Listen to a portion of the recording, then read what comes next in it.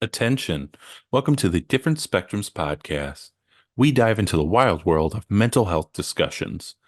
Get ready for profound talks, a sprinkle of humor and sarcasm, and a touch of colorful language.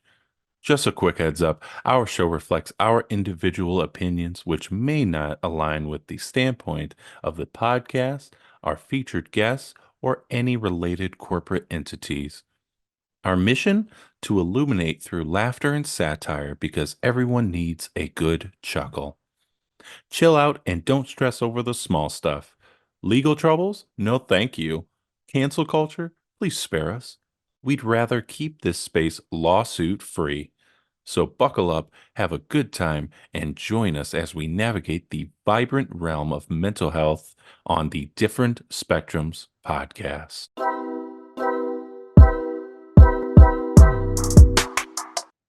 Hey everyone, we back again. Hey, we're back. We're live.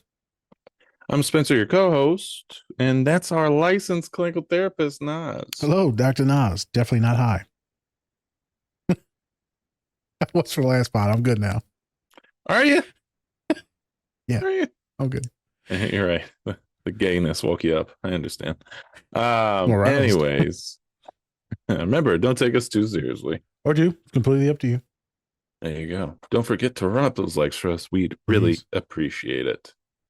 So today we are covering the 2022 Netflix show Mo. Yeah. Right there. We have covered the first season in the past. Yep.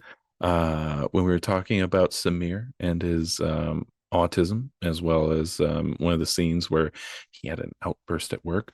But now we're covering the second season that just came out this year. Actually, I think it was like last month, something like last that, month, in February. Black history. And we're covering this one because not only has it been 3 years since the first season, but this might be the final season of Mo, man, which kind of sucks. Yeah. But we are going to be talking about a lot of different topics. We're going to be talking about, once again, autism.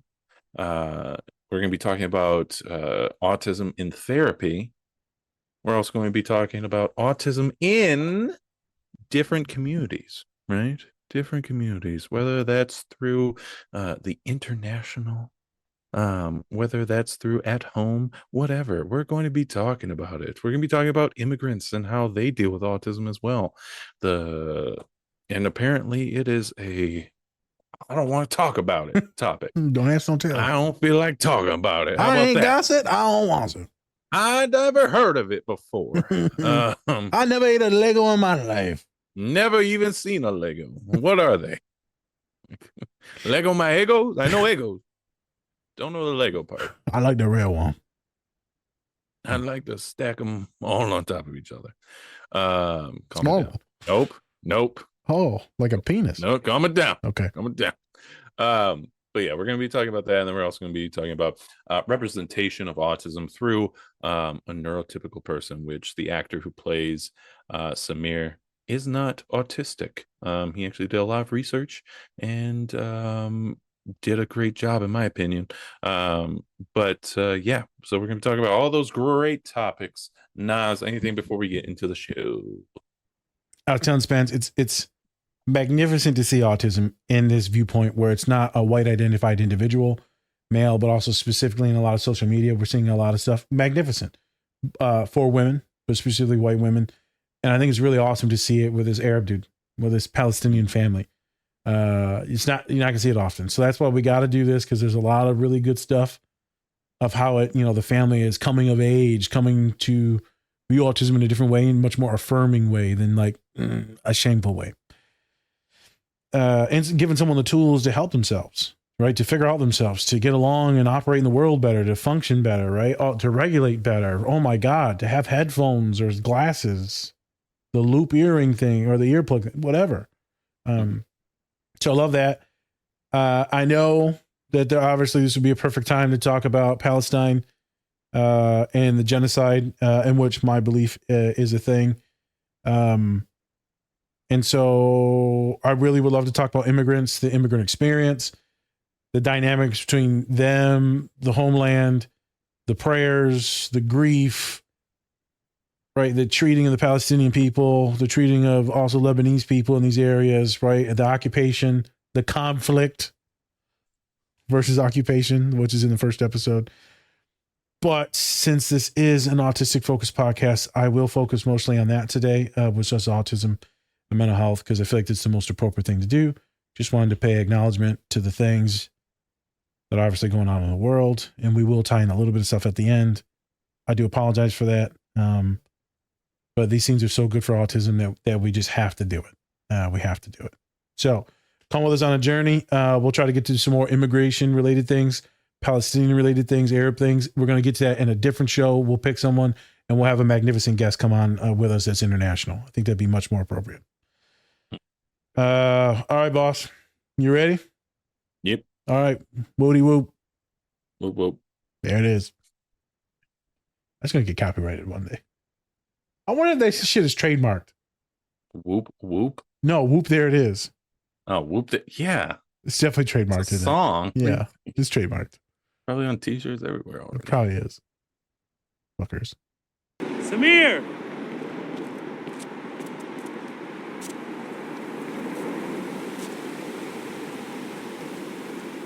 Samir, you almost gave me a heart attack. You told me to go wait outside.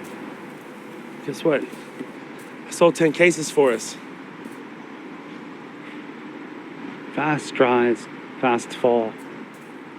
Damn it, Samir, can't you just be happy for us? You just don't understand the numbers, Mo. You're not good at math. I don't understand numbers, but I understand people, which you know nothing about. I haven't read your smart systems, but I'm pretty sure calling potential customers fat isn't part of the fucking playbook! Has it ever occurred to you, for 1 second, this has been the single worst week of my life? I'm sorry I called an audible and scored us a fucking touchdown! Hey, I'm sorry. I'm sorry. Breathe. Put your hands on your lap. Put your hands on your lap. Breathe.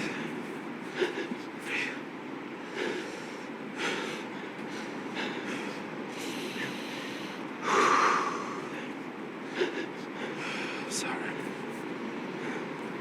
Sorry. Goodbye. There we go. Have you ever thought about taking Samir to see a therapist? What for? To improve his social skills, his quality of life? What's wrong with his life? Okay, you know how Osama was having those outbursts? We took him to see a therapist, and it turns out he has a form of level 1 autism.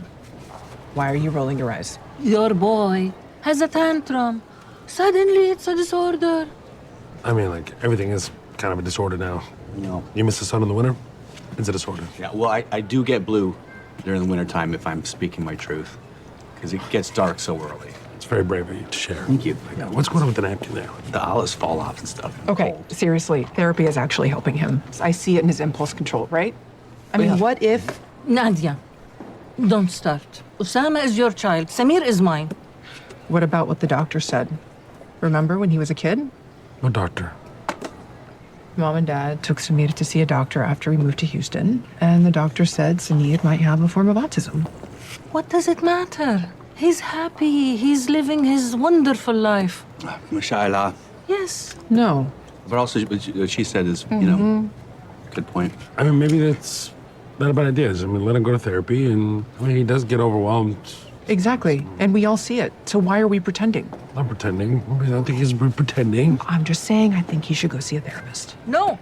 Samir needs love and care and support. Of course. And all that, alhamdulillah, he has. So Samir does not have a disorder. What disorder? Disorder of fries. Can you get it for me? Can you check on it? Okay. Thank you, Habibi. Attica's incredible. Trust me. She's been a friend of mine since my freshman year at Rice. What am I supposed to talk to her about? Anything you want. Say all the things you feel like you can't say to other people. Like what? Hi, Samir. Hi. I'm Attica. Hi. I just finished reviewing your intake forms that you had Nadia fill out. No, what is she? Just family history, right? Samir, would you feel more comfortable if we did this alone? Without Nadia? Oh. Yeah, okay. Yeah? Yeah, Okay. okay. Okay, good. I'll be right out there.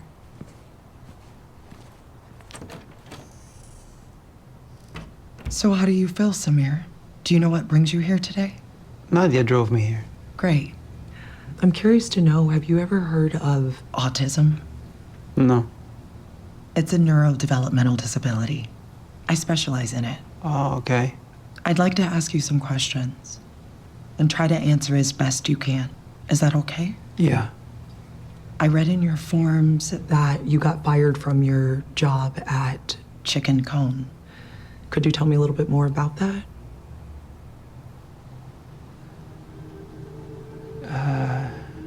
Yeah,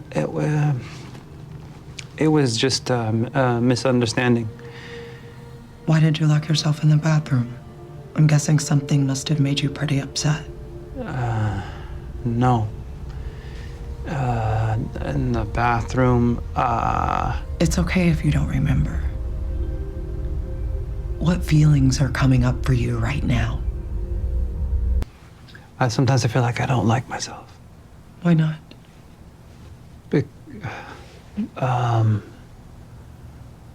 Because people, people don't understand me, and I feel like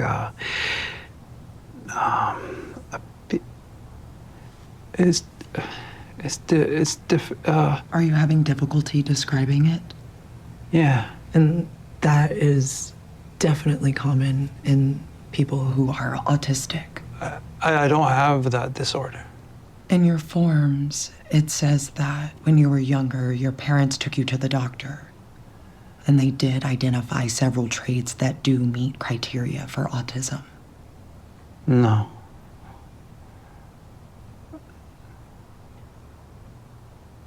What? Why would they hide from me all those years? I wouldn't know. Honestly, my biggest concern is you. Autism is not a bad thing. And I'd be glad to answer any questions you might have. I don't want to be different.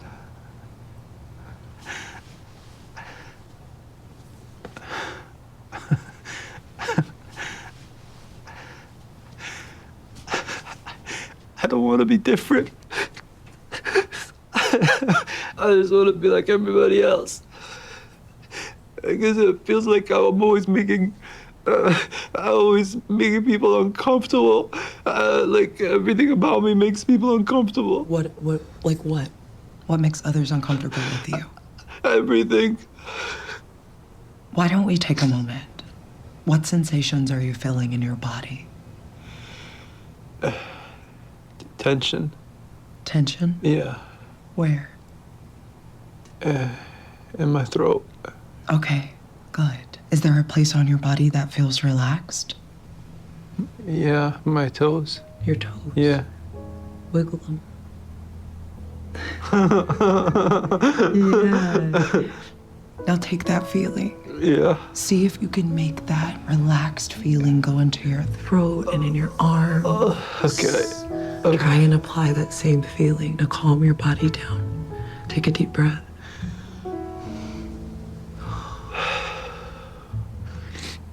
It just feels like I'm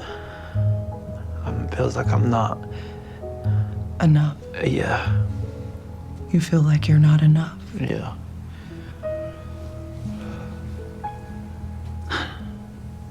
Well, I have news, my friend. I'm different. You're different. And there is nothing wrong with either of us.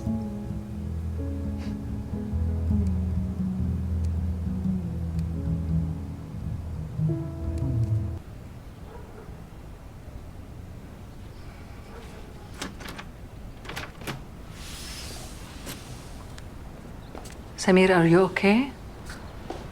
ايش في حبيبي؟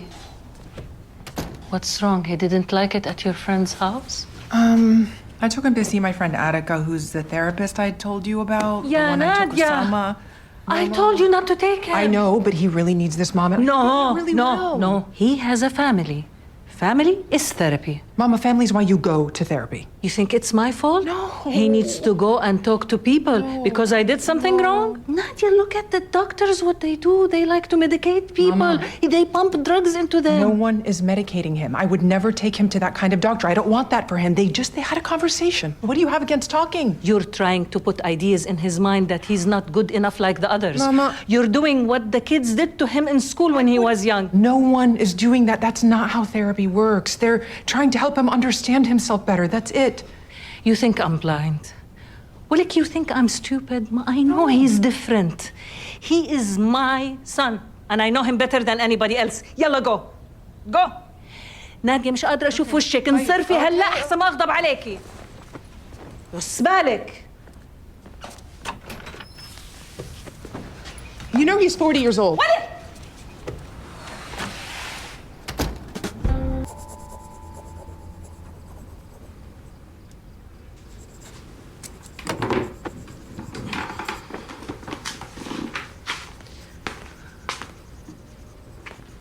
Where did you get those headphones, Samir?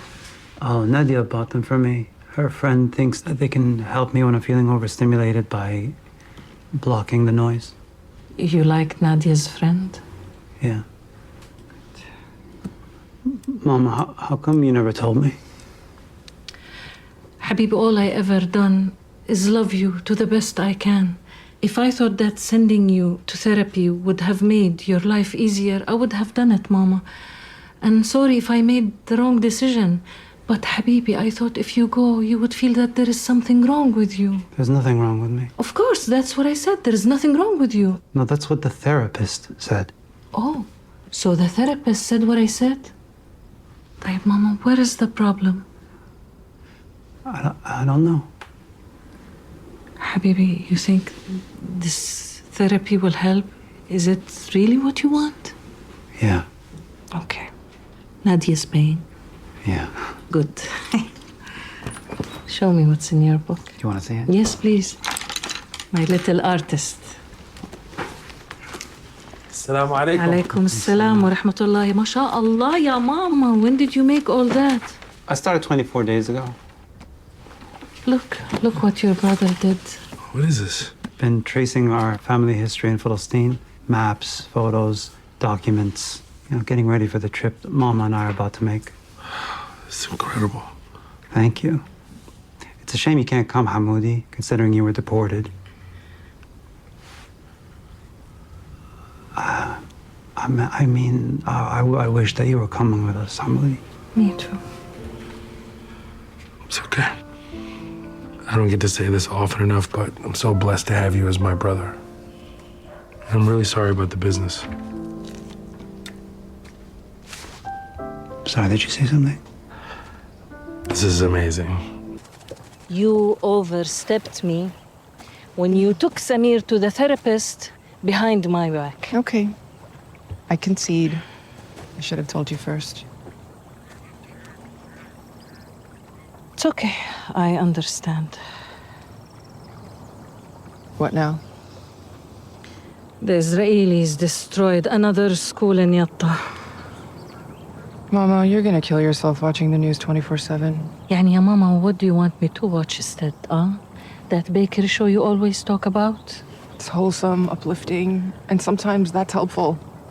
I mean, we're allowed to watch things we enjoy. We're allowed to do things we enjoy, aren't we? Yeah, Mama, how can I watch anything when there is kids watching their homes, their schools being destroyed in Yatta?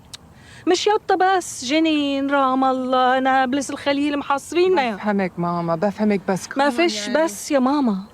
Those kids are Osama's age. I know, and it's horrible, and it's killing me too, but how is us stressing out about it gonna help them? يا نادية, we owe it to them by watching at least.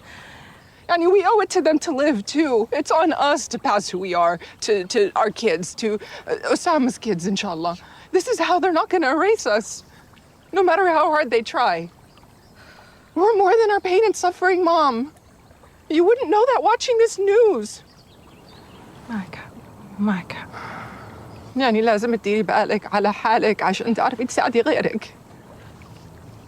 مظبوط يا ماما. هاي التليفون حطينا على جنب حبيبتي. ماما حبيبتي بتسوي الدنيا.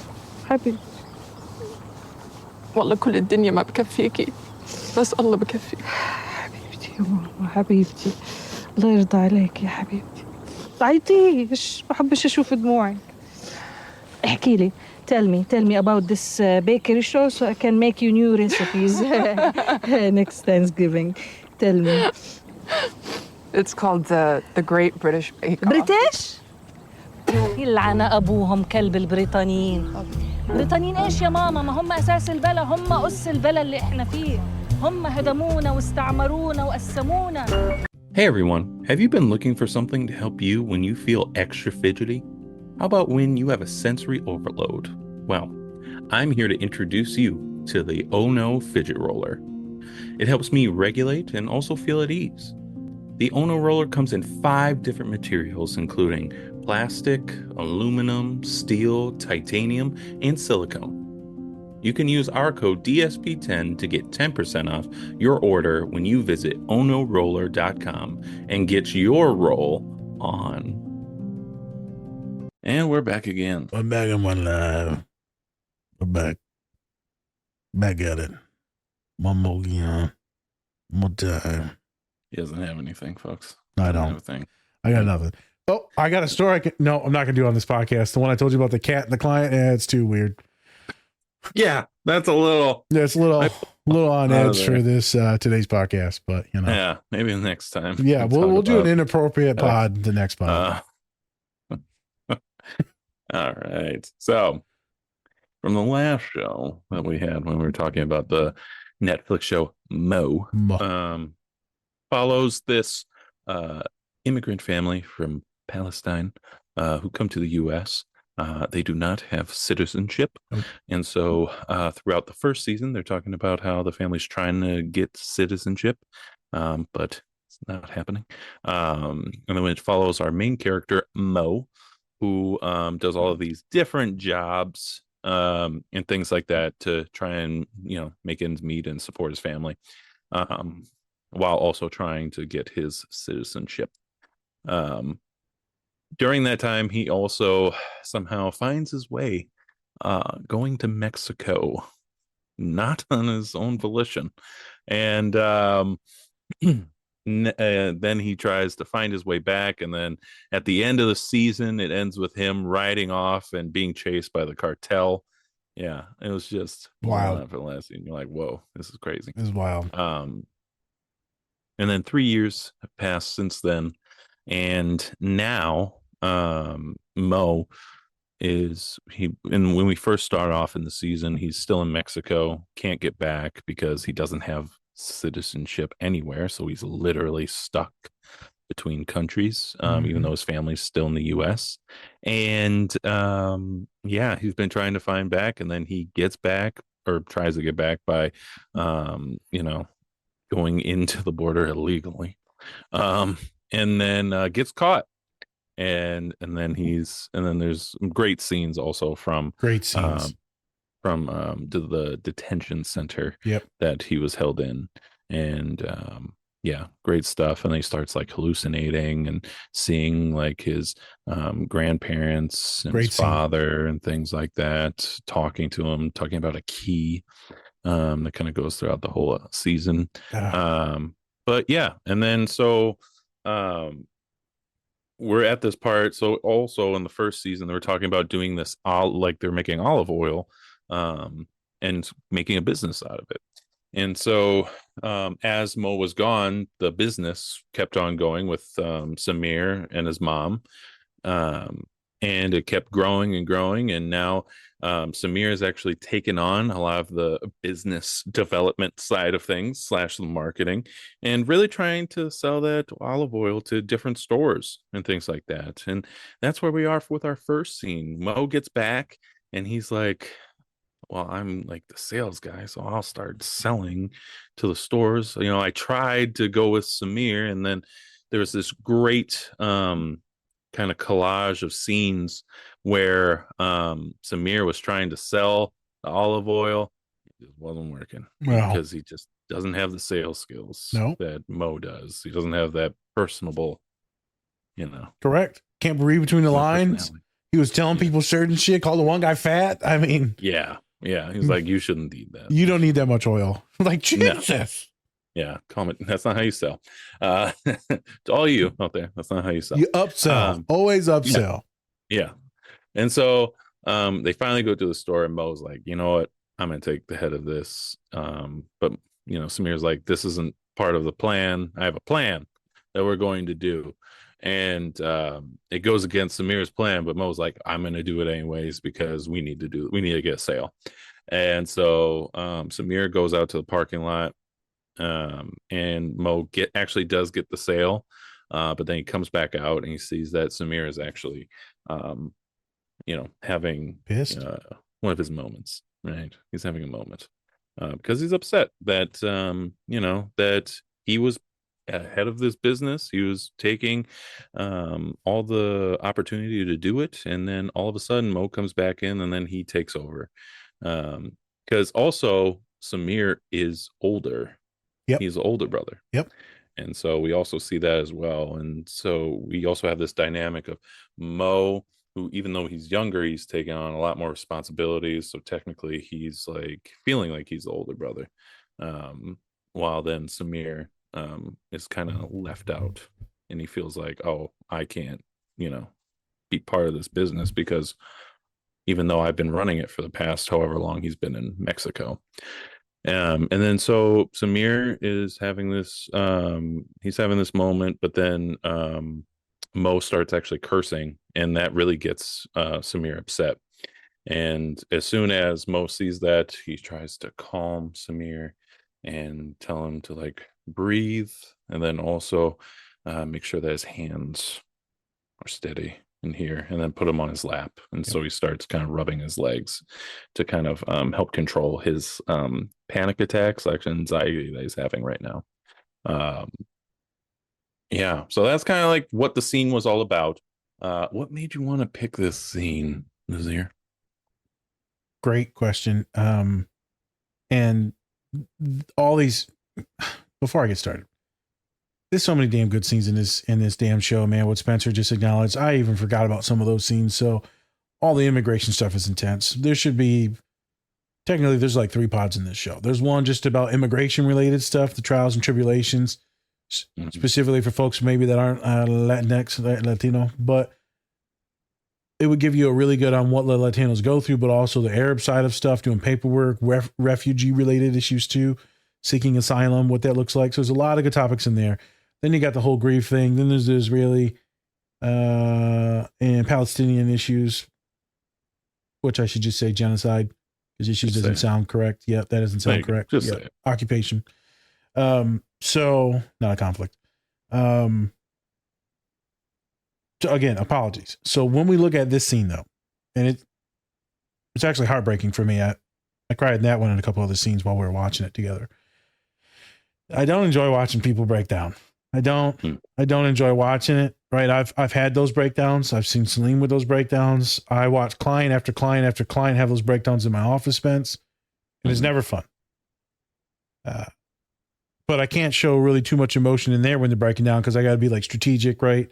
I can have feelings, but I got to be locked in, and I got to help them regulate. So like when I'm watching it here, right, I'm sitting in it and I'm able to feel it. And so that's why I break down when I'm watching the films. I never enjoy watching people have like those panic attacks or those autistic breakdowns. Like I literally stop breathing. So as we get into the scene, Spencer gave all the background for it, right? So you're dealing with someone who feels like they're getting their responsibilities taken away. Feels like they're less than, right? He's just getting shit on by his brother. His brother's not trying to do that. Brother's trying to help out, make money. But the reason why he loses it is because his brother yells at him. Mo yells. It's really loud. And then boom, that's like terrifying. It's terrifying for anyone to be yelled at. So it's not just an autistic thing. A lot of folks with trauma from yelling that's in the family or the household, right? Any physical or emotional abuse, right? Is going to be deeply triggered in that type of way. And they're probably going to recede into themselves, or they're going to blow the fuck up. That's probably going to be the neurotypical response, but also the PTSD response will be something of the sort. But you take this autistic individual, heightened issues when it comes to sensory stuff. It's loud. It's derogatory. It's his brother. You're already kind of ticked off. Volcano.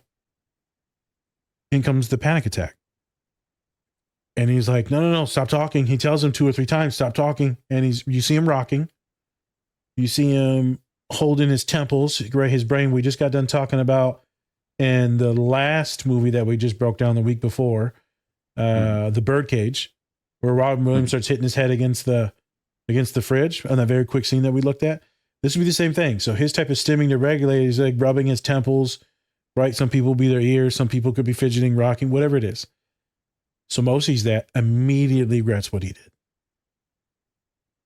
As a family member, you immediately regret it when you see someone tweak out, melt down. If you don't, there's something wrong with you. And so then he's like, all right, we need to regulate. He sits down next to him. Magnificent. One of you should not be standing. You want to get on that same person's level. That way you're both equal individuals. And then he's trying to role model what breathing is, because Mo needs to calm down too. Right? Watching someone go through that shit, Spence, is tough. So you both need to. So I take a deep breath when I'm working with my clients, like, come on, man, let's breathe.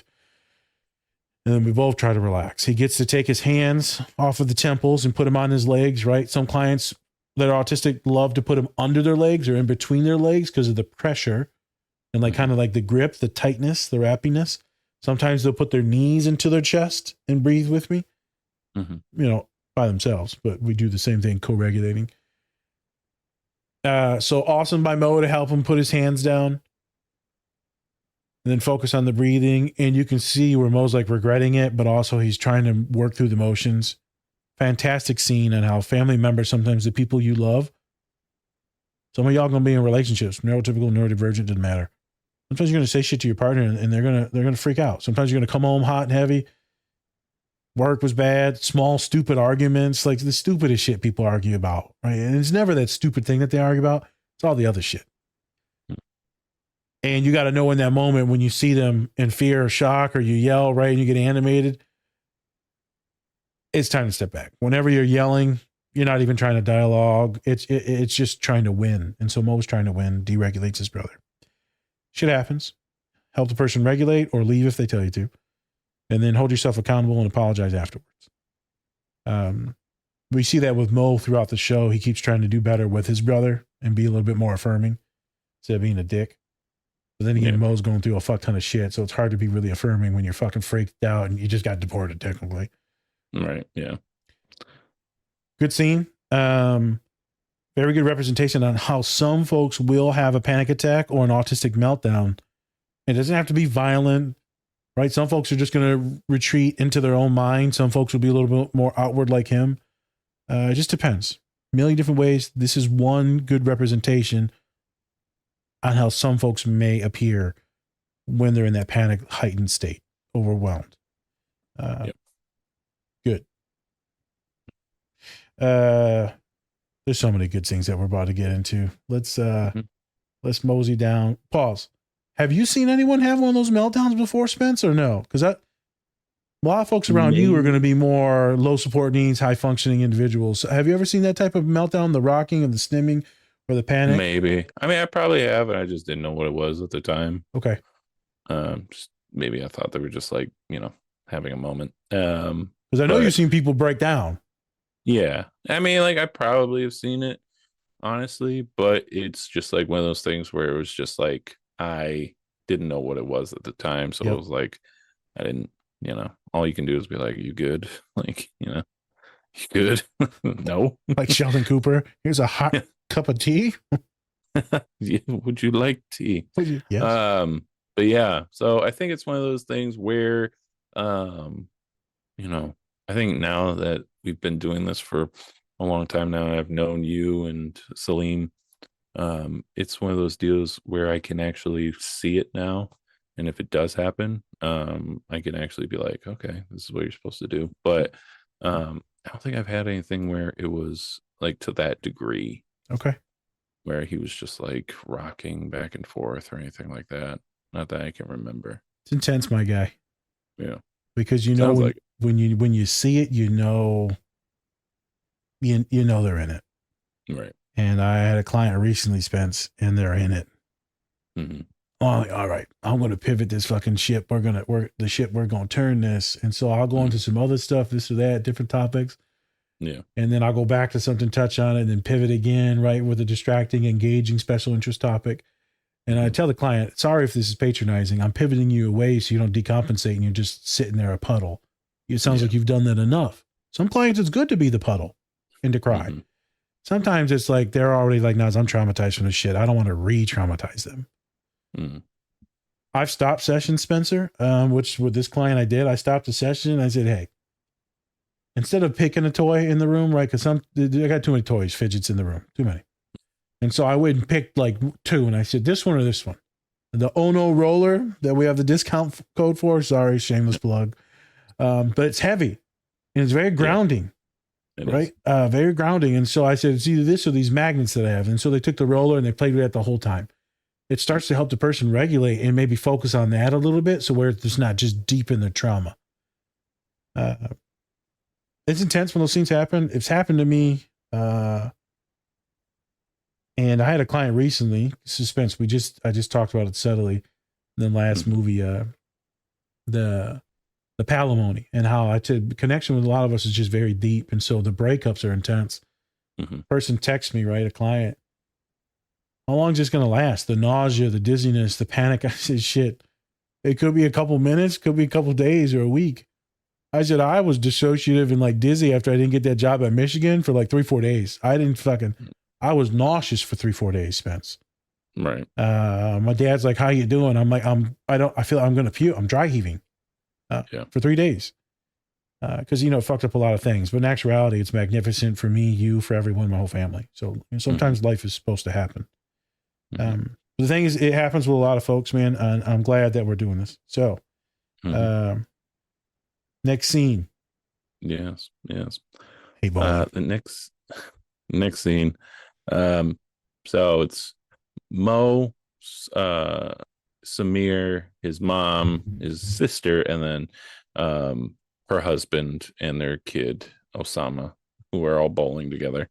And they are actually, Osama just was missing for like a couple minutes, went to the bathroom or whatever. But then just Samir just out of nowhere just starts yelling Osama in a bowling alley. Oh my God. Which I'm like, the fact he's doing that in like Texas. I like, know. Holy shit. Just yelling Osama in a bowling alley. But then as the scene kind of progresses, Mo's sister actually brings up the fact that maybe Samir should be seeing a therapist and that he could have autism. And then right away, of course, Mo's mom actually disagrees and kind of gives that like, oh, everything's a disorder. Like you have a little bit of this, it's a disorder. And you fucking millennial, you fucking Gen Zers. Always complaining. All you want is medicine. You fucking soft ass liberals. You fucking. He literally just got done yelling Osama so fucking loud. Had no idea if that was like acceptable. And I understand that's a kid's name. I get it. But just to be clear, the reason why not only yelling out anyone's name, but specifically the name Osama in Texas. Has certain, and then also other Arab too. Like I know, I could see some Texas being like, "Hold on now, no, wait a minute. There's a God country. Yep. Wait a minute. So not my that's town. the thing. He doesn't have any social awareness. No, right? And that's the thing because he's autistic. And the mom's like, whatever. No, there's nothing here. But then they even said that he's had testing in the past that said he had autism. So it's even goes further. And the mom kept it not only from Samir, but he kept it from Mo, pretty much everybody except for like the sister. Yeah. Which is interesting because it's like, why'd you keep it away from both of them? And then she also finds out, and then we also find out that Mo's nephew, Osama, also has autism. So could be passed down the generations. Everybody got a little bit of something. Everyone got a little bit of this, you know. The one guy gets Little- sad from the winter, and everyone else is autistic. I mean, in the show, Right. So, white people got privilege even in this show. You either sad or you autistic, or both. Hey, Jesus, it's true. Yeah. We don't get out unscathed. Yeah. Yeah. But this is a great scene when it comes to just talking about how older generations just sometimes they didn't get it or they still don't get it, that these things, even though we're finding out more things about ourselves, aren't always terrible bad things that we find out about ourselves. These are things that we need to know so that then we can grow and then maneuver our way up and up so that then we can, have a quote unquote normal life. As we see in the later scenes, that actually when he goes to therapy, it does help. Well, does help. Go fucking figure. Yeah, right. Weird. But you want to talk about how for this scene, what does it mean for you personally, or from your therapy sessions? What does it mean to have these conversations with people who may not understand what autism is? How does it go for you? Is it like just try to be as gentle as you can, or is it something as like you need to understand this in order for your kid or whomever, for them to actually progress and get better? Fuck you, man. Uh-huh. This is there's a million different ways to take this, so I'm gonna do my best to be concise. Magnificent question. So it depends on where the family's at, Spence. Sometimes the child is there with you, wanting to work on, they're just having breakdowns, or they just can't focus because of their ADHD. So it just depends. And right, you see the kid, you're talking, like there's something else going on here. There's that version where the parents are unknowing. There's the version where the parents do know something's going on, but they want the kid to talk to me to maybe get me to like break it to the kid to see it, right? Because everyone hitting me up right now, Spence, for the private practice is suspecting that they are some type of neurodivergent, aka autistic, but they're not sure. But I've seen, it don't matter now. Everyone, no matter what. I even got couples coming to me now, Spence. I'm like, I wonder why they hit me up. Oh, because they think their partner's autistic. Got it. Okay. Seasoning. So it's fun now. It's in every conversation. And they'll be like, I just want someone that works with ADHD and neurodivergence. I'm like, I don't think that's it. My website's very autistic. So there's that type of presentation. There's the one where they think that there's something's going on, Spence. And then there's a lot of the presentation where the kid knows nothing. The parents know something, like this one. That one gets a little sus, I'm not going to lie. That one's actually very heartbreaking. And I'll explain that why. And then there's the one where the parent knows nothing. The kid knows nothing. I tell the kid acts a couple different ways. Kind of cool. Doesn't really care. Helps them understand their entire life. Helps them understand their entire life, Spence. But then they realize, holy shit, I'm like fucked up and I don't know anything. So it either can go really good or really bad. I've had people freak out for like weeks, like a panic attack, because it's so overwhelming to know, but to understand. And then there's the version where this is how I'll start the conversation, is a version where I told the kid the other day, I'm not his therapist. It's like a crisis type of thing. And I saw them talking and rocking and stimming. And I'm like, so kid, you ever heard of autism? No. Why the fuck you talking about that? Like, for real, like, why are you talking about that? And I said, well, I think that you may have it. Eyes got real big, like dramatically big for like a while. Like, yeah, it could be a thing. And like, they didn't say anything. So I pivot back to the session later, Spence. And I said, so how did you feel when I brought that up? And I didn't like it at all. And the way you said it was so blunt and so like derogatory. So who the fuck do you think I are? They swore. Some weird dork. I was like, kid, I'm autistic. I said this with love and kindness. I do apologize if it came off very blunt and direct. I do apologize for that. Yeah. But I was making a statement based on multiple different things that I saw, and I started to state those things. And they were like, well, why didn't you say that? I was like, I was going to get to that, but then you had a reaction. I wanted to sit in that. Right. The rocking, the stimming. And I said, look, you talking about dark. When the fuck am I going to judge you? I got toys. I got 7 Groots and Legos in here. I have Funko Pops in my office, right? I got so many fucking teddy bears in there. I'm either gay or a fucking man-child pedophile. Or both. Or both. You could do 2 things at once. Alhamdulillah. I'm sorry. My dad's going to kill me for saying that. Jesus Christ. He's not a pedophile, folks. I'm not. No. He's just gay. I crushed a lot of ass, boy. You know. I'm pushing that tush. Oh my God. I didn't mean it. Like, watch it. Pivoting. Oh my God. Back to autism. Is this the Eagles? That's why we can't do any gay movies. Am I Jalen Hurts? All of a sudden, you just are like, you're going to do this me any day. It definitely hurts. Oh, Jalen. My God. All right. Anyways, go ahead. I completely lost. Oh, so Autism. yeah, and that was a awkward conversation that ended much better. And I said, you most likely should talk about this with your therapist. I think it'll help you understand yourself a lot better. So Spence, it's difficult to talk to parents because depending on where they're at in that child's journey, I will say that the ones where the parents know are the toughest because they don't tell the kid because they don't want the kid to think that anything's wrong. They want the kid to appear normal. But what it does most of the time, it allows the client, the child, to not get any services such as like speech therapy. They may not do it, occupational therapy, any like psychological therapy, right? When you're working on skills, regulation, friendship related stuff. Some folks is behavior analysis or behavior modification related stuff, which I know some folks say is bad, but on this, my personal opinion, this is not Spencer's or anyone else. My personal opinion that's what a lot of people can actually afford. So it's a service that helps people regulate and to like be a part of the world. So I approve of it because many poor folk, that's the only thing they can afford. They can't afford a therapist. And also it is much more affirming than what it used to be, besides the point. So I've had clients, Spence, where they're like, they go talk to the parents and like the parents are like, yeah. And they're fucking pissed, Spence.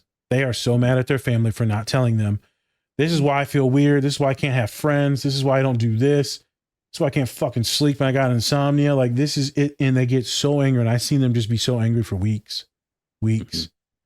And you see it with one of the next scenes is with Samir. He's fucking pissed when he gets home.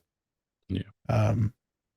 So you see this immigrant mom that this is why she's doing this there's nothing wrong with her child, Spence. Right. To admit that he has autism mean that she did something to hurt him psychologically or physically, because that's what a lot of people used to think is that autism is caused because the mom was cold or mean. So it's caused by like mean mothers, and they would blame the women for it, Spence. And so that's still a myth that's out there. It's not talked about as much, but that was a big thing. Right. And so in an international family, Arab family, it's to admit that the parent might have did something wrong during birth or right when they were pregnant. And so they don't want to have that onus on them. And it's not about that. 99% of the time it's about genetics. Right. Either she is autistic, the mom, or her partner, which was a techie in electronics, right? An engineer way before his times. So he was masking being he owned a 99-cent store and he hated it because he wanted to be in tech. He wanted to be doing some nerdy shit, but instead he had to provide for his family. So what he had to settle for. So you mask and act like it's fine, but it's not fine. She said that's what ate him alive. Yeah. And so the father most likely was autistic. So now you see Samir being autistic. And now you see Osama, the nephew, most likely being autistic, right? And so you see the lineage. And it's in the lineage. You just got to look. FY, it's greater chances of Mo being autistic too. But like a different form, and the sister obviously being a form too. Yeah. There's usually a seasoning in the family. One of them definitely expresses the criteria for autism, but then the others, maybe some ADHD, maybe some OCD, some anxiety, and they'll be like, oh, it's not autism. I'm like, it feels close. It doesn't, it's not like that deep connection you get when you got a loving partner. It's like when you kiss your cousin. Where the fuck did that come from? It's like, it's a connection, but it's, it's wrong. Oh, I'm sorry. I'm sorry. God damn it. I'm so sorry. Are you? No, I'm not. I couldn't wait I to know. say that. I felt really Stop good. saying you are. You're not. Felt good. I'm such a psychopath. Anyways.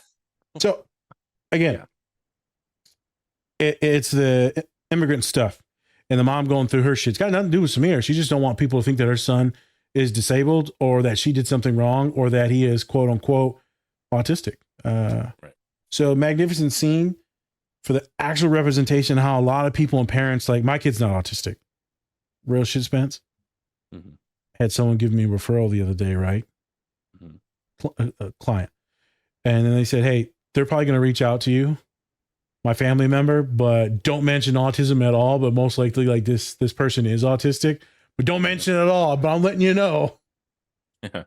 Just saying they're autistic. Just say they're not ready for it yet. I'm like, well, you send them to the autistic therapist. I'm like, they're probably going to Google me. Literally have autistic podcast. Like, what we're going to talk about. What we're going to talk about. Let me guess, your fucking Legos. I love pita bread. Like, what? I know. Smear it on. You don't dab it on. That's the gay thing. Smear. You got to smear it on. Like a man. You got to smear. FYI. What? I was talking to some women in the office, and I thought a pap smear was like something that they smeared in there, like a smear of cream cheese. That's not what a pap smear is. No, they're trying to get cells and like sticking needles in there. Yeah, Q-tip. Yep. So look at me learning things. I'm sorry. We can get to the next scene. I know you're ashamed of me. I know you're ashamed. The women are so lucky to work with me. Great segue to the next scene here. I can just smear it on. Oh, God. So this next scene, Samir actually goes to the therapist office and has a session. Yep. And talk about being different. And she brings up that he could have autism, and that his sister wrote not only about like some of his past history, and things that might have happened to really kind of connect the autism thing, but then also his session that he had where his parents found out that he was autistic but never told him, right? And so it was, it's one of those scenes where we have, therapy. And so before I get a little bit more into it, would love to know what you thought of the therapist scene, what you thought of the therapist.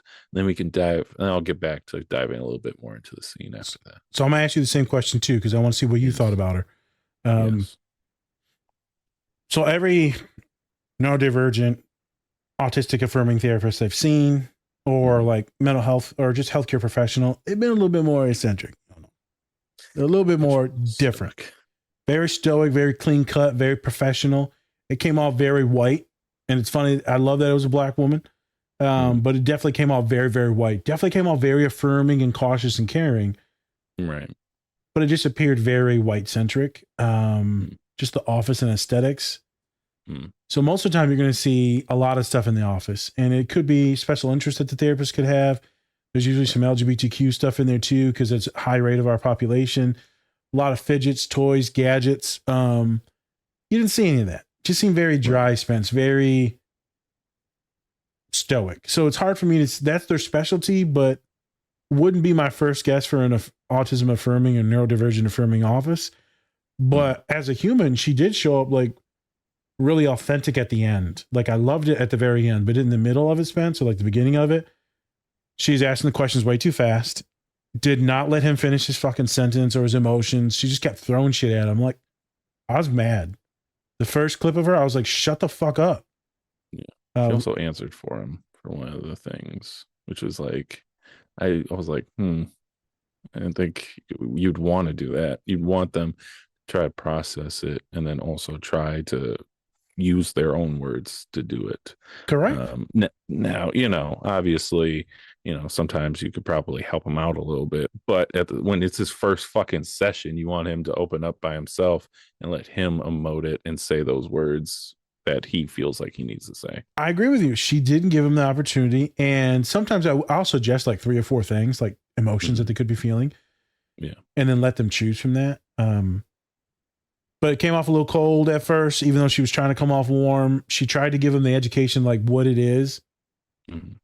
And it was good at the end. at the very end when she says, I'm different, everyone's different. Like, I love that. I love that she tried to ground him immediately. Right. Because that's what you needed to do. But I can also ground people in like different ways before they get to that. But then again, I just fucked it up the other day when a kid freaked out. So like we all fuck it up. But I was a little sus on it, Spence. I'm not gonna lie. We'll talk about the autism stuff in a second. But it sounds like you were kind of sus on how she showed up too. Yeah, I've especially when we've been doing this for so long, and we've met with all these different types of therapists. You know, with you and then also others. Yeah, it's just different because the people I've met have been, you know, a little bit more outgoing, and felt like it felt like, you know, you could really open up to those people. With her, it didn't really feel like you could open up that much because she was either just going to not interrupt you, but then also she might be just trying to get to the point a little faster than what you thought, like you were saying. And I don't know, it just felt off from what I've experienced in real life, from having all these different people on and been doing this podcast for the last almost 4 years now. And so felt a little weird watching it. It was one of those things where I couldn't like pinpoint it like exactly what it was, but it was one of those things where you were just like, this doesn't seem right, you know, like she, like I was saying, was just way too stoic and just felt like she was, you know, she was saying that she was affirming, but it didn't feel affirming. Correct. And like you said, until the end, until she actually, she herself felt like she opened up I know. at the end and actually used emotions, you know, which I do have a question with that. Like, do you, knowing, especially for the first time, would you be a lot more like refined in your emotions at first when you're first talking to someone who has autism, and then as they are starting to open up, then you open up as well? Or do you like to kind of have it like, no, this is me all the time, and you know, I'm going to be, you know, a little bit more outgoing even though you may not be open yet to talking? Client dependent. So it's always client dependent, Spence. Right. So for all therapists out there, you're right, you always modify it based on their behavior and where they're at. Always trying to meet them where they're at. We just recently did a podcast on something. I can't remember what me and you did. And I talked about, I really liked on how they met them where they were at. Can't remember which one that was. I feel like it had to have been the Deadpool one because it's the most recent one. So either that one or what was the one we did after that? One sec. Oh, the Cobra Kai. It was the Cobra Kai. Yeah, it was the coaches and Danielson meeting him where he was at on the mat. And getting him juiced up instead of being all defense and calm serenity. And so you see this like dynamic right there with the therapist. And for me, sometimes I do want to leave with like humor. I just want to get them to open up and feel safe. So I'm usually going for a conversation, Spencer. Right. So technically, this scene is not a normal therapeutic scene because most likely they would come to you, the parent would drop them off, sibling, whatever. And so I would probably lay out some foundational things. We would just get to talking and chatting, and she just got right into it. Because it's a movie, you have to get right into it. Yeah. But normally we would talk about a few things, and I would notice a few things, and I would use that and be like, so I've noticed boom, boom, boom, boom, boom, boom, boom, boom. You know, it's actually kind of very similar to a lot of folks that are autistic. Have you ever thought about, or is that like a thing that you've heard about? They would say no, and then we would kind of lean into it softer. The other day I didn't do that because it was kind of like this TV show. It was very expedited. It was a crisis-related thing, trying to give them some clarity so that way the next therapist isn't like, I'm going to make the next therapist and them aware that this could be a thing that he should bring up. Right. And so in those moments, I would have did it like her. Normally, Spence, though, I would show a bunch of things, kind of lead up to it.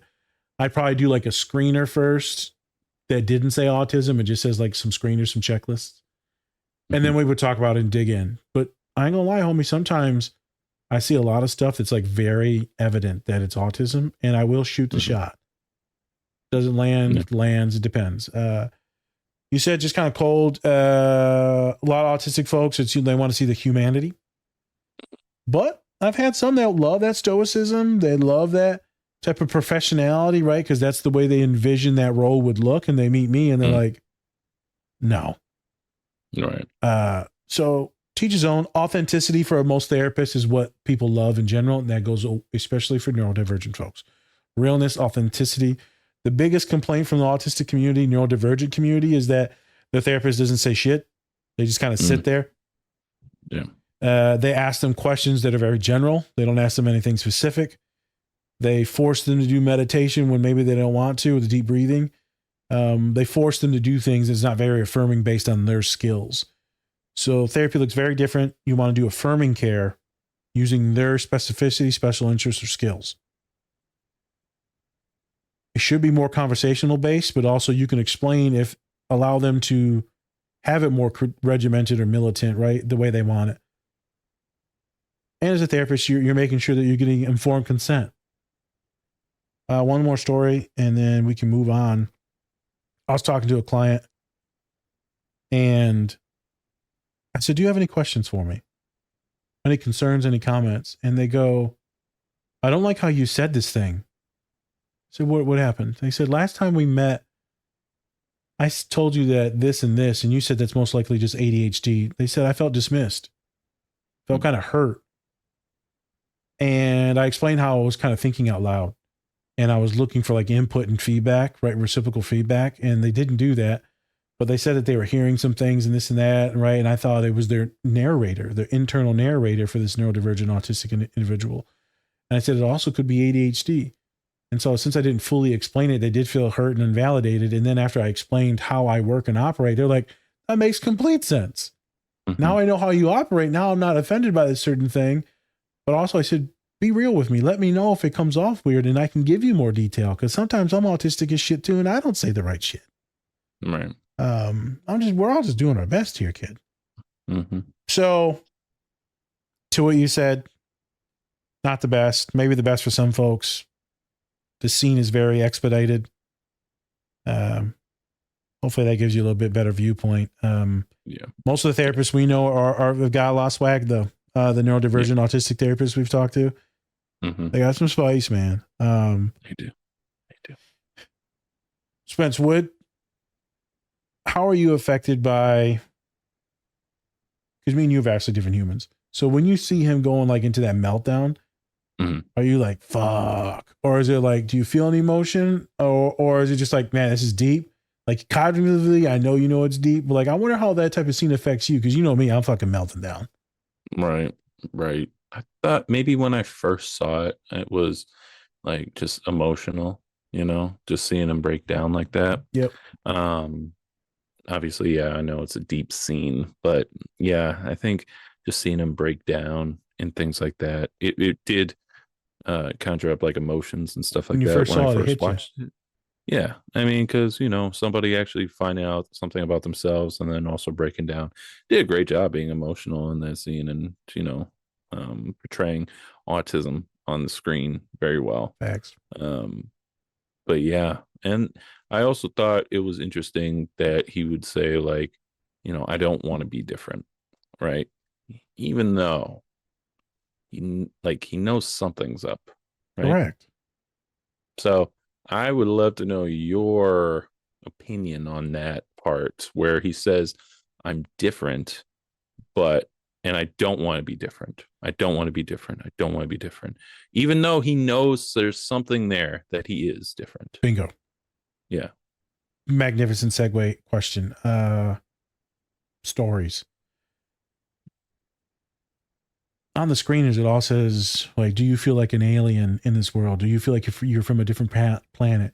Do you feel like you're acting normal? Like you're almost doing good at acting normal? Do you always feel like the odd person out? Do you always feel like people are judging you? So they ask a lot of these questions about being different, being othered, being left out, right? Being forgotten. And so he knows something's different because they mentioned how he was getting bullied in school when he was younger. Right. They mentioned that subtly. I got a lot of clients that were bullied younger, Spence, and a lot of these kids end up trying to commit suicide. I'm gonna be real with you. And then they kind of get out of that. Luckily, like there's interventions, and then they get to like college, and then I get them, and they still got that deep generalized anxiety about themselves and social anxiety. So he knows something's different, Spence, but to have the label of autism means that they're broken. Means that they're so different that there's a label. Means that I'm fucked up. And if I'm fucked up, who will ever love me? And so it's like, I'm not different.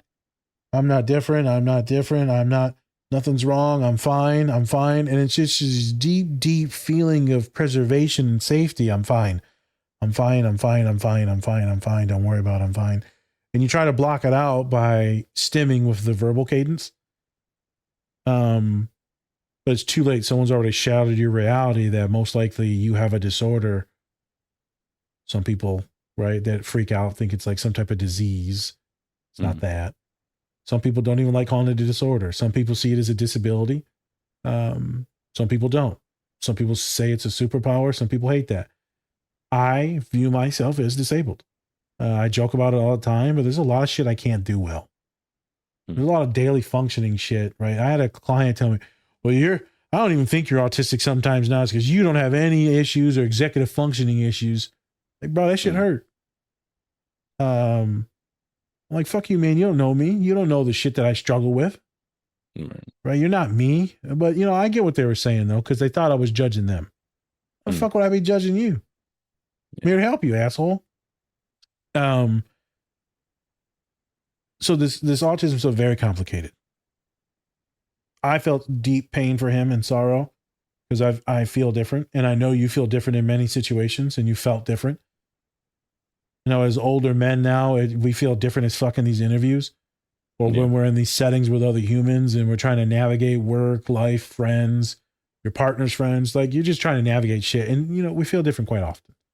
Right. I know that job interview shit was fucking me and you up for a long time. And then getting jobs stripped from you, and you and me making the second, third round interviews. I mean, there's nothing worse than feeling like you're worthless for years, right? I mean, me and you were applying for jobs for fucking years.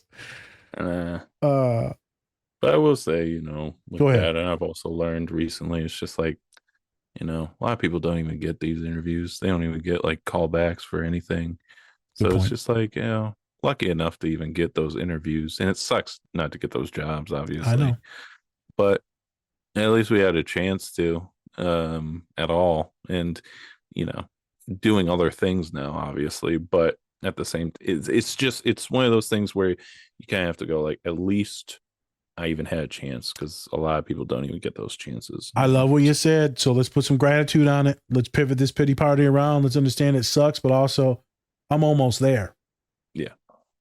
Right? Me and you've talked about it, and me and you tell other people, man, we got second place, third place. We're almost there. We're getting beat out with people that are really good and really deserving too. They're not like shit people. Not fucking DEI hires.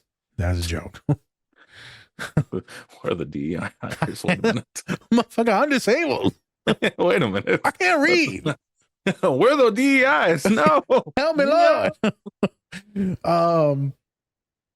Yeah, so I love that you put that spin on it. I'm glad that you touched on that. It's just a bitch. And so that meltdown is tough, man. And then she helped him regulate and then affirmed him at the end. That breakdown is real, my guy, though. So I'll end with this. Many of my clients will live with chronic issues such as bipolar, schizophrenia, ADHD, right? It's just chronic, lifelong issues. Autism, meltdowns, suicidality, right? People don't want to live with those thoughts, feelings, or disorders, neurologies, because it's so disabling. I got clients with chronic health issues, Spence, and their back always hurts, their hips, their knees always hurt, so they're always in pain.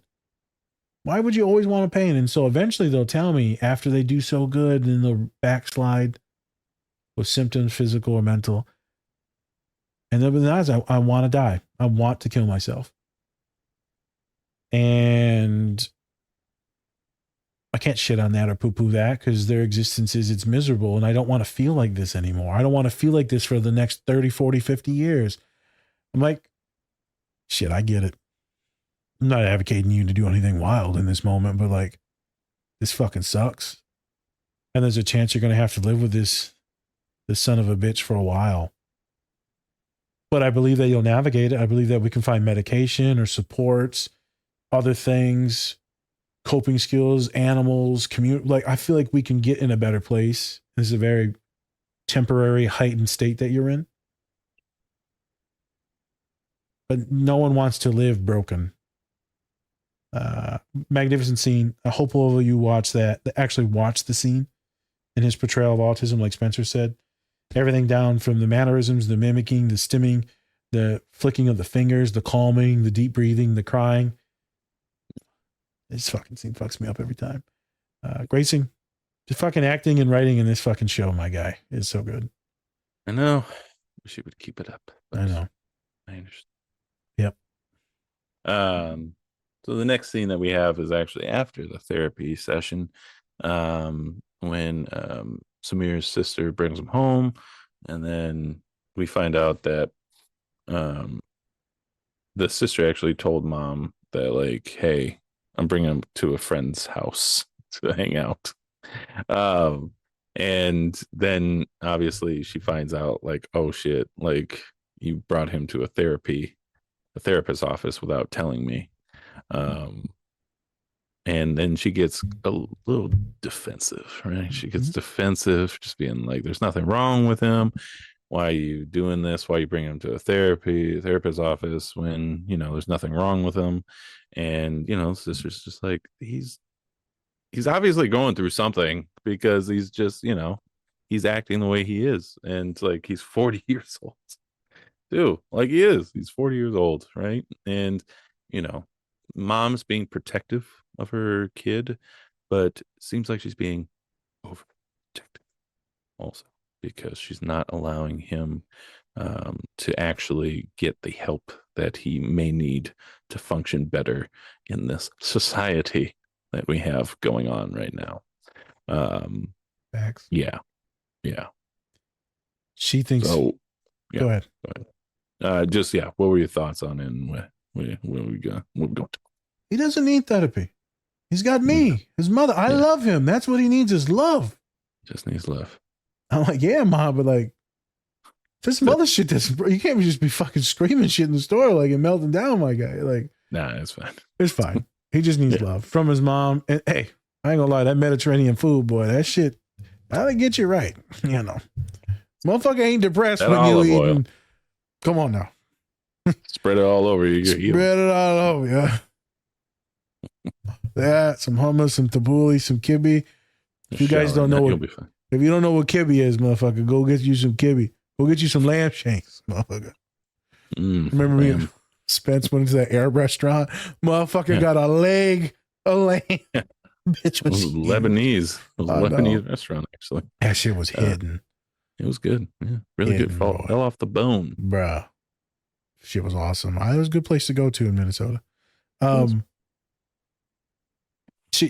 get it. So we already touched on it, her being in her emotions, projecting shit.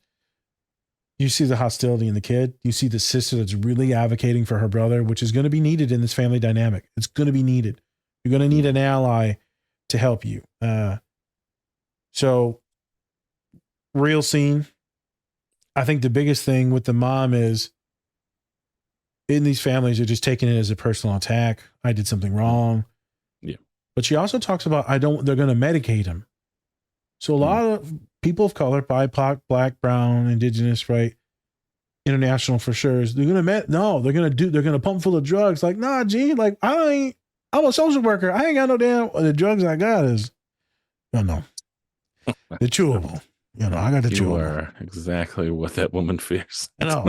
I got what I'm just going to say it. I got what we call butt gummies. What the fuck? Boop. Oh my God. THC. Right? Why did they make them gummies? Oh, you're right. Why are they flavored? It makes no sense. When you fart, they smell good. There's no point. I know. You're right. That was good. That was a good point. It's just suppository. Dumbass. I'm so stupid. You need a scented gummy to go up your ass. Who's back there smelling it? Fucking weirdo. I like puppy play. It's called puppy play. Oh my God. It's a thing. My clients did it. It's the cutest shit. When they told me, I was like, I'm not gonna lie. I think it's weird. That's the cutest shit I've ever heard. That was weird. It was weird. They just kind of bark and like lick each other. That sounds weird as fuck. I know it's weird, man. Hey, do your thing, man. Furries. Do your thing. Hey, I love them furries. I'm not gonna stop you, No, but I'm not around. also gonna be like, Go for We're it. sniffing Yeah. tush over here, boy. Oh, Um, God. So I don't even remember what we're talking about. Yeah, I know. The mom, just all the shit. Literally shit. Oh, it was her. It was her acting up There you go. and being offended by it. So it takes a lot to come around to thinking that they're going to medicate your kid, because now it's about safety. Also, let's be real. A lot of doctors going to be white folks. So a lot of us that are black or brown, international, are worried about white folks doing something, or specifically, they could be worried about them taking your kid. In the medical field, therapists, social workers are known for taking children. And so they don't want, hey man, Samir freaks out. Now they institutionalize them, right? I just got done talking about a parent about that, Spence. So we were like, hey man, if like you don't communicate to certain people, certain things, right? They could institutionalize the kid if they don't know that the kid's autistic, because they're going to think they're like fucking schizophrenic or something and like going to hurt someone because of their meltdowns. So it's like, you need to talk to the officers or whoever's coming to do the wellness checks. And the last thing is she's thinking about money too, right? That's a thing. Let's be real. That's a thing, because she says it later in the show. Yeah. A couple of things. And then she's worried that they're going to say that he's disabled or quote unquote, she's worried that the R word, so that he's going to be labeled as like retarded disabled. And so she's terrified of that reality for her child and for other people to view her child like that. So I get it, Mom. Spence, you remember that scene we did with Stephanie Ravetti on the boat, on that little raft thing? Yeah. Right? It's all about like, what's too much protection? What is overprotecting the kid where you're stunting them from growing and developing and being independent? Yeah. Yep. Same vibe. Totally. Same vibe as that. It is. Well, and that's the funny thing too, is like, that they're different, but instead of letting them get help from certain areas, like you either bring them in and you shelve them and and you call that protection, when it's you're actually hurting them a little bit more. And I'm not saying just let your kid run out and just do whatever. Don't do that, obviously not, because a lot of bad things can happen. But also get them prepared for it, prepared for something that to happen. And going to therapy obviously will help him get more prepared and actually find out oh, this is what I have, and now I can actually deal with it. Facts. Yeah. Well said. What's this next scene here? The next one is actually when Mom and Samir actually have a talk about what's going on. And she brings up that, it's like, oh, well, I'm saying there's nothing wrong with you. The therapist is saying nothing wrong with you. What's going on here? What's the difference? And they have that little chat of being like, Mom, this is what I'm autistic. I'm, now starting to wear headphones. Or the fucking autistic starter kit headphones, Legos, and getting, I don't know, something else. Headphones, chicken tenders, sunglasses, chicken tenders. Jesus Christ, Spence, get off of your fucking racism right now. Racism. Chicken tenders? No, I was trying to be autism phobic. What would be neurodivergent phobia? Is there a slur for just ableism? Maybe no, it could be an ableist. Or just an asshole. I don't know. You're like, I don't know what the starter pack. Oh my God. Comment. What is your guys' starter pack for autism? What do you need? What's your autistic starter pack? What do you need to survive in the world? I need my blankie. I need my 900 hours of fucking anime. Well, I mean, yeah, that's probably gonna be one of them. Yeah. But I found it interesting that she brings up this thing of the therapist said it, and I also said it. So why aren't you listening to what I said, right? But we learned it's different how they're saying. Also, it's an outside perspective, right? Because your mom, and I've heard this before from people like, oh, you love me, so of course you're going to say this, you're going to like try to hype me up because you love me.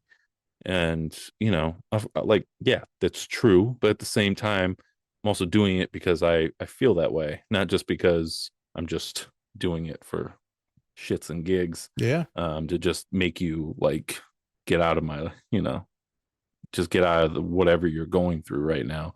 It's more of like, yeah, I actually feel this way and I want to hype you up and make you feel good. But sometimes you need an outside perspective or somebody to actually tell you, like, yeah, there's nothing wrong with you.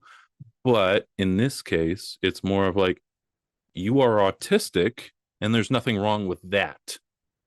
There's nothing wrong with that. Correct. It's not, just like, oh, yeah, there's nothing wrong with you at all. It's more of you have something going on and you can treat that. You can do it. You can navigate life with this now that you know this is a thing. Yes. And so, obviously the character couldn't really articulate that to his mom, but that's what's kind of going on. And then also what we see from the scene is the mom and then also Samir, he's actually they're going to Palestine. And unfortunately Mo at that moment couldn't go to Palestine because he didn't have he wasn't green card, citizen. Yeah, didn't have his green card. And so we actually see Samir actually check himself once he said something that felt like out of pocket. He saw people's faces and actually changed up and switched what he was saying and like, oh, sorry, yeah, no, I know you can't go. I wish you could. Yes. That stuff. Which is also, I thought, was like very meticulous and really good to also point out too, that the therapy was actually helping just like little by little. Yeah. Facts, my guy. It's doing its thing. So my clients will have those moments. Shit, me and you have those moments where we say wild shit and then we're like, we're going to say this a different way moving forward. Okay. Oh, yeah. Noted. Definitely done that. Yep. I still try to catch myself saying shit. I'm just like, oops, my bad. Yep. I didn't mean to say that. Oh, 100%. Yeah, I did in the therapy I just said. Happens. Oh, my God. I said a joke the other day, man. I'm going to just say this shit on here. I was talking in this meeting, right? And I was saying, yeah, I'm going to put the client in this group and not mine. And they were like, yeah, make sure you tell the other therapist that you're going to put them in that group. I said, of course I'm going to tell the other therapist. And I'm also going to tell my client that way when they show up to group, there's not some little Asian guy in there instead of like a 300-pound Mexican. And he loses it because there's a bunch of Asian people in the meeting, right? And my friend, my bestie here is an Asian dude. So I'm like, it's a fine description of him, right? I wasn't trying to be racist. And everyone's like, whoa, whoa, whoa, whoa. I'm like, what the fuck? He's not Asian now? I know. How dare you point out what he is? Do you want me just to say the little thin guy? I could have just not said anything at all. I told him, he fucking cracked up because he wasn't in the meeting. Right. He's like, yeah, I would want you to tell your autistic client like who I am before they expect your big ass. Little Asian one. God, samurai sword. It's Japanese. That was racist. Well, it's still Asian. It's Japanese, asshole. Jesus. It's just Godzilla.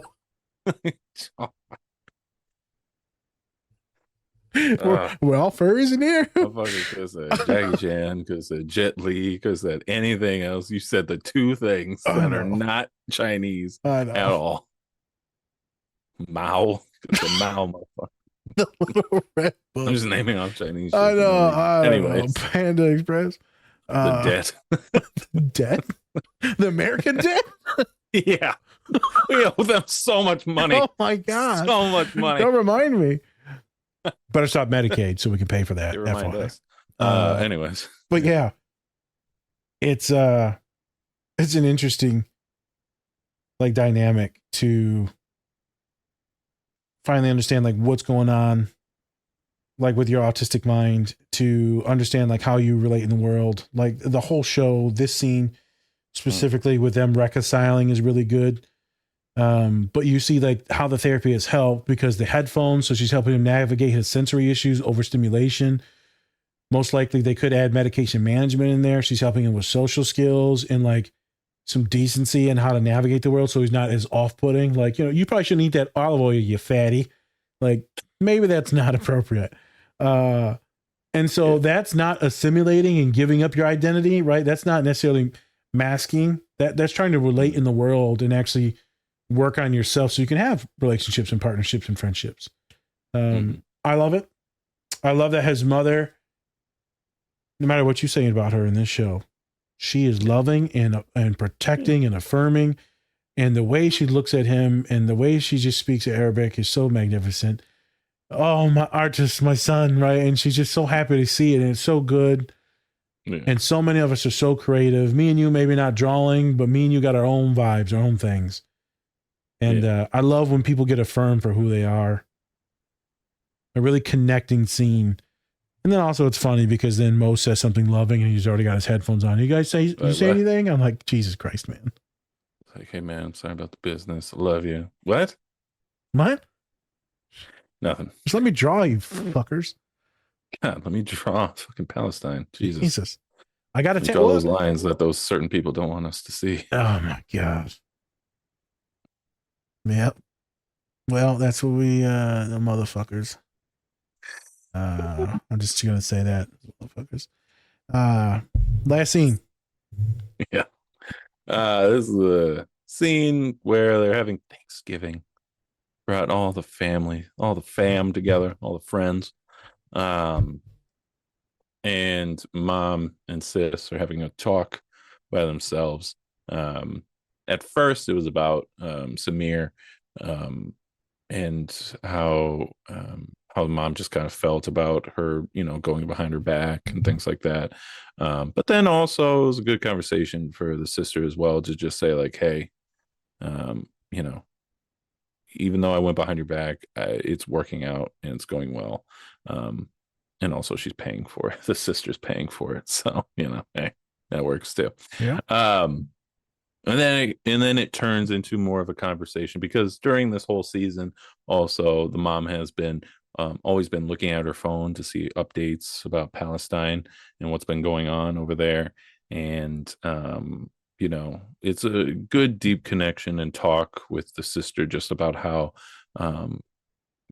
it's affecting them there because all they can do, or here in the States, because all they can do is watch what's happening to people in Palestine, their people, and how you should be able to go on with your life even though such bad things are happening over there, right? And it's also a great moment because we can see that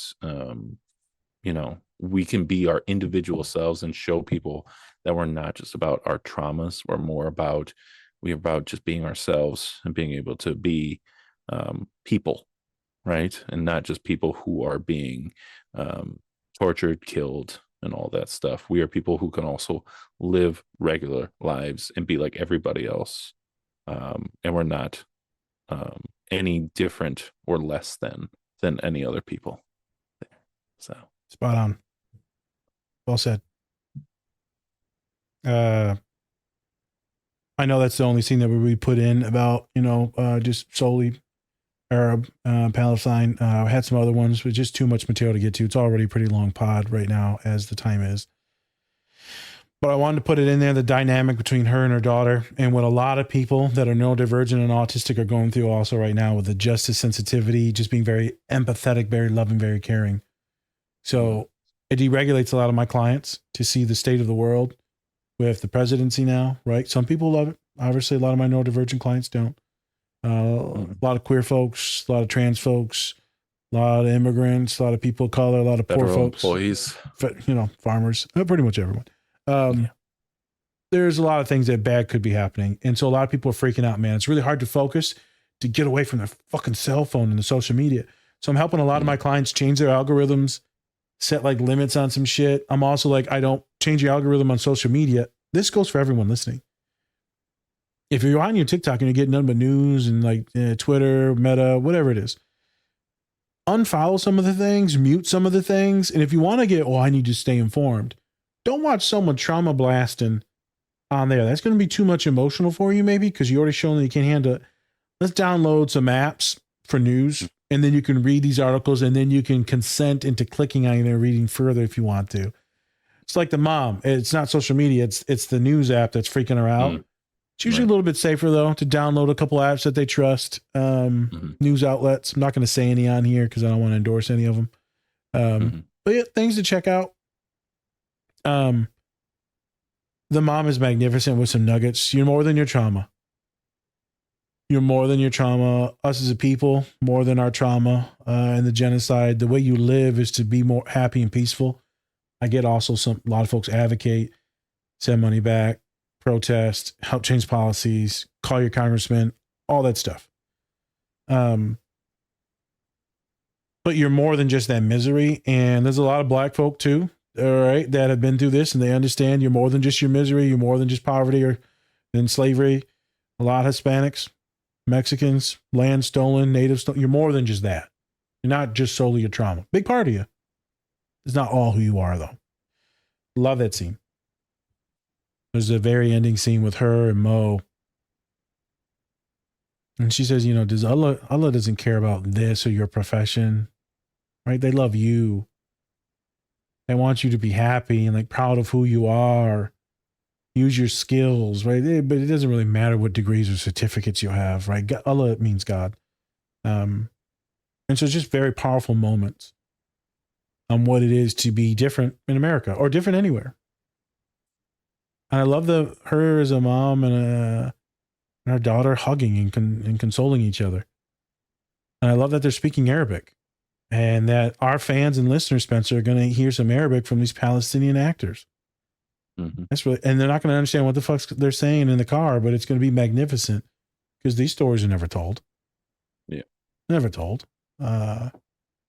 So I know it's in Arabic. I'm sorry, some of it, but it's still magnificent. And me and Spencer get to be part of like a lot of you listening to that, which are probably white, black or brown, but not necessarily Arabic or Muslim, Palestinian.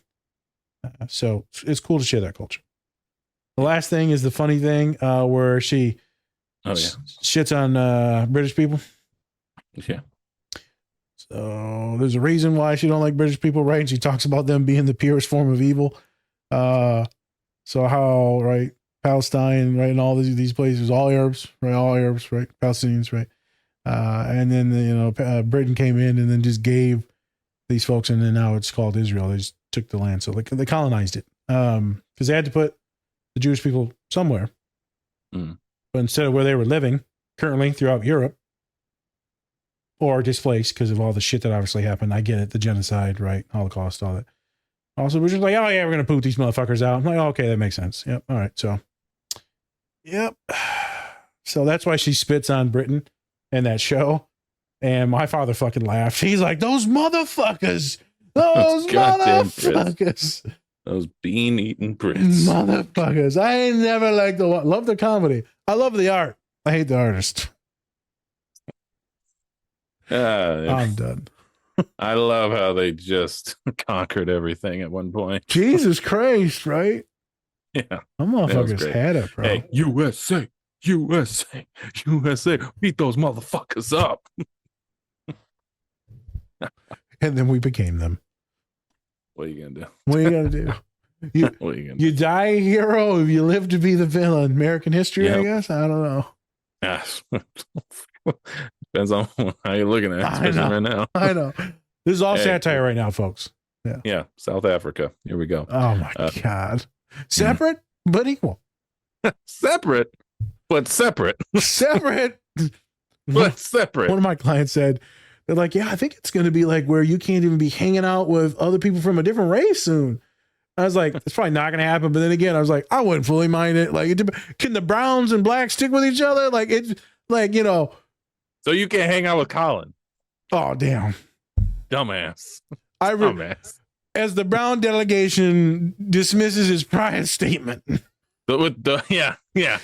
I rescind my previous. You can't hang out with your blonde hair, blue eyed friend anymore. And also, what am I gonna do with you? It's like I know you're not brown enough to qualify for brown. I know. You need a tan. You put a turban on you. I'm done. I'm sorry. Bring back apartheid. Here we go. Can't wait. Those motherfuckers. Yay. The South shall rise again. Yeah, South Africa. The Confederacy. I mean, they're both South, and they both had, Hey, All satire, people. All satire. We do not condone. Yeah. We don't condone apartheid. I did for a second there. And I then know you did. Yeah. Got lost in the sauce party. Yeah, But and then you're like, oh shit, I actually have friends that are different colors than me. you're right. Shit. I got that one man. Fuck. Uh-huh. Yep. Oh, there's probably a couple others somewhere in there. Anyways, Yeah. anywho, once again, great show, Yep. Mo. Hopefully, I hope he I do does a too. season 3, I do too. or I hope he does something else. I heard maybe a 'cause- movie was going to come out. Maybe like they're not. He's being weird about it. which I'm so surprised at. I really am. Yep. I'm so surprised because it feels like it's a hit show. Yep. And it feels like it's a great show. And I wish, I hope he gets less weird about it because, and I understand maybe from like his artistic perspective, he wants to keep it, short, sweet. Some people like doing that. Some people like, I just wanted to make these points and then that's it. I'm out. Yep. So I hope he does well. And I hope, hey, come on the show, Mo. We'd love to have you. Mo. Is that motherfucker's name just Mo? It's Muhammad, but Is Mo? It's about to be Arab as hell. If it's Muhammad, we all get an FBI call on us. it's Muhammad Amir. Oh, Muhammad Amir. Oh, that's a good, that's a sexy name right there, So Muhammad, Mo, please come on the show. Let's talk about the show. Let's talk about Palestine. Let's talk about autism. Let's talk about why you had that in your show. Like, let's get you to talk about why you wanted this representation in there. I would love to have you come on. Arab to Arab. If you don't do this, you hate Arabs. Mixed to Arab. Do it. Mixed Arab. If you don't hate, I'm also Mexican and Arab, so it's perfect for the cultures that you experienced. I know. His Perfect. girlfriend's And also wear Mexican. baseball caps. I'm telling you. Everyone thinks that show is about me. They're like, oh my God, Nas, I just thought it was you the whole time. It's just so big and funny. I'm like, yeah. Is it just like all black folk look the same too? Is that what you're trying to get at? Because you've never met a funny fat brown guy before, To be fair, the similarities are pretty good. Oh, here we go. What do you Autistic mean? brother. What do you mean, you Wearing people? baseball caps everywhere he goes. Samir Salim. Yeah. No, it's so similar. Bearded brown men. Do that I talk shit? If I get to be with his partner that's super hot when she was thick and after she lost weight, I was a little concerned. But and then crazy white girl, I wouldn't have minded that too either. So, brother, if this is your fortune, let me know, Mo. Let me know. And almost hooked up with a married woman in Mexico. I know, got his finger sucked. I was so. Anyways, thank you for watching. I'm Spencer. That's not a different special podcast. All right, everyone. Much love, and may you get a happy ending. Take care of yourselves. Or don't. It's completely up to you. I feel so dirty. I feel so dirty. Like I need to change my bra. All right, everyone.